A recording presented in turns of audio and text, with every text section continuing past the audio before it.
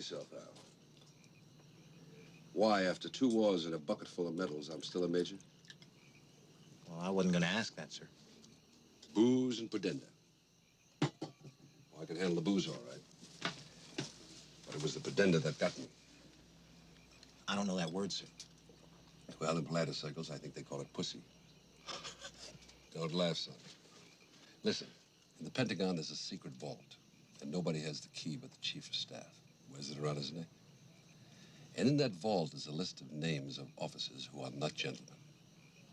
Now, anytime an officer comes up for promotion, the chief steals into that vault and runs down the list. If the officer's name is on that list, zap, no promotion. I'm on that list. I'm not a gentleman. Oh, I was once, yes. But there's a certain general. I won't tell you his name or how many stars he wears. But I was his aide for a while, right after moving up to major. He had a wife, some 20 years younger than he. And I guess he wasn't up to snuff in the conjugal department, because it wasn't long before I found myself being groped. But I was a gentleman, Al, and this was my general's lady. And I tried to be courteous and remain upright at all times. But shit, how long can a fellow remain upright when he's being crawled all over every time the general goes out to take a pee or something? Not long, right? Well, finally I screwed her. Big mistake, Al. Big mistake. I thought I'd cool her off some, but it turned out that I got hooked. She was the hottest thing I ever had in all my life. Wow. Thereafter, I found myself humping her on any and every occasion in all fashions known to men. And one night, there was a big to-do at an embassy in Washington, and I accompanied the general and his lady. Very prestigious affair. Even the president was there. And while the general was brown-nosing around the president, the lady and I slipped out into the garden. You know what a gazebo is? Well, it's a big birdcage piece of junk that sits in gardens, covered with rose vines.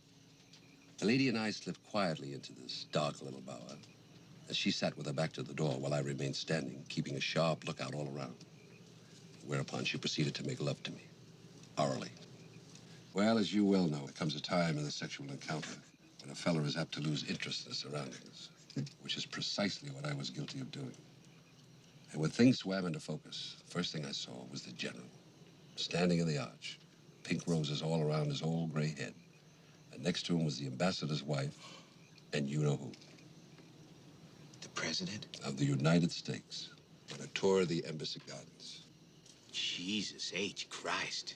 There are stronger words for that situation, Al.